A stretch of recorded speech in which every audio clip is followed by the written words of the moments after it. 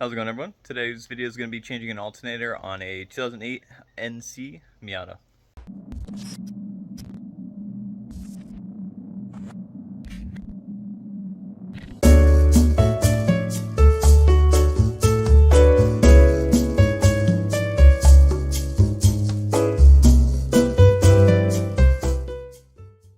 So for the NC Miata, the alternator, I haven't really seen any videos on it, so I figured I'd make one. So inside the engine bay right here, what you're going to want to do is take out your battery. Obviously, there's a lid that goes over here. You just take it off, unhook it.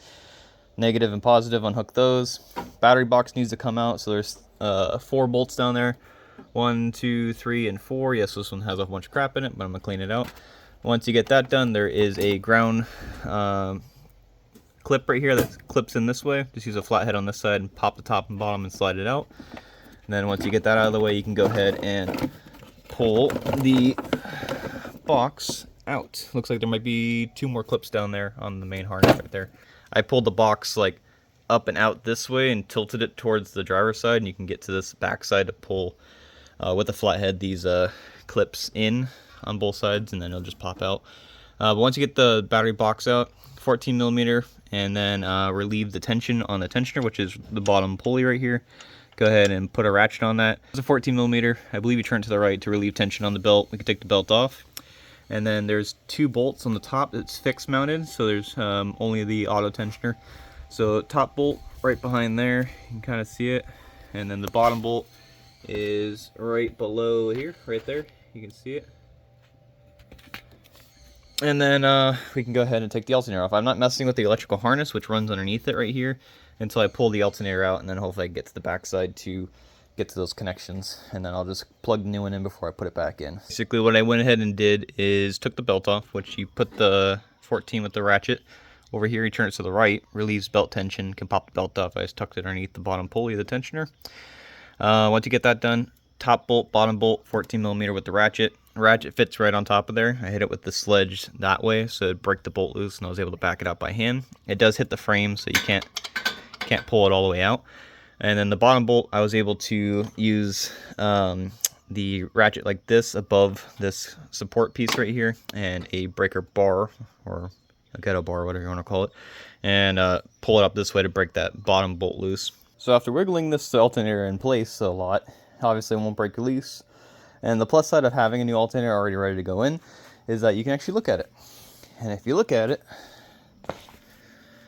you might already notice, but there are 3 holes, which means that there are 3 bolts. So this one is, behind that one, obviously, in a dark area where if you come from the front, you can't really see it. There's also a bracket in the way that's holding a wire, so you can't really easily get a socket on top of it with a ratchet. So I devised a plan of jacking up the front of the car, putting a jack stand on the pinch seam, whatever you want to call it. And now that you have this off, you can kind of see. Let me zoom in. Turn the light on. See if I can focus it. Right there, where that bracket is. Oh, there it is. Okay, so you see like that 90-degree bracket with the plastic clip in it, and the bolt. That bolt right up top is what you want to loosen. As you can see to the right of it, that one is already missing the bolt. See if I can zoom in. That one's already missing it, so we're looking at that one directly ahead. So with a long extension and some swivels, you can get in there, such as, without the tape, this one right here, which is about a 3-foot extension, a couple extensions together, but I have a really long one, and a swivel. I'm going to use this, snake it in there, put a socket on top of it, clip it over, and try to break it loose through here. So last bolt is out. This is how I snuck it through, right above the brake line, through there with a swivel.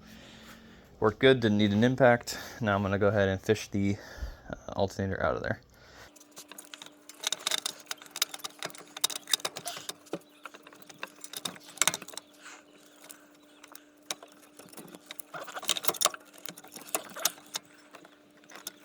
So it looks like there's one bolt right here that's like a ground bracket. Just kind of inflicting with it. AC line does move out of its bracket right here, so I'm going to crack this one loose just so I can swivel it up and out of the way, and I should be able to pull it through here.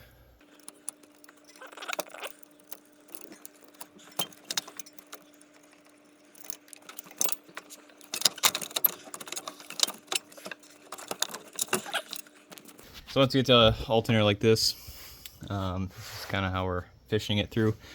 Looks like there's one connector on the back right here, so we're going to clip the top of it right here and pull it out. I'll do that off camera when I have more than one hand. And it looks like there's also a cap that we're going to pop off right on the back right here. And there's probably a nut for a bolt that goes through, typically on alternators, so wouldn't be surprised.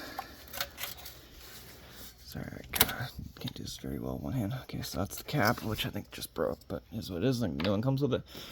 But yeah, it looks like there's a 12mm probably, and then the one clip right here, and we should be ready to fish this alternator out.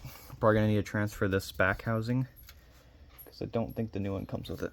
So keep the shroud piece, don't charge it with the core. Okay, so let's fish the alternator back through here.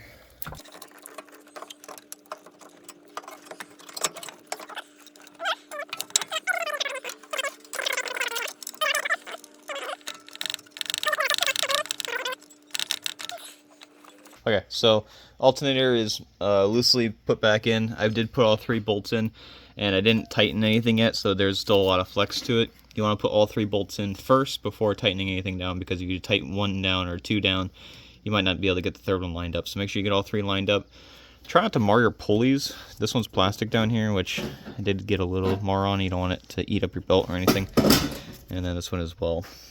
But basically, now that it's loosely in there, we can go ahead and tighten everything down. Alright, so the alternator is bolted back in, the 3 bolts are tight, and I went ahead and thrown this bracket back up. It's just the 1 bolt, tighten that up, put the power steering line back underneath it.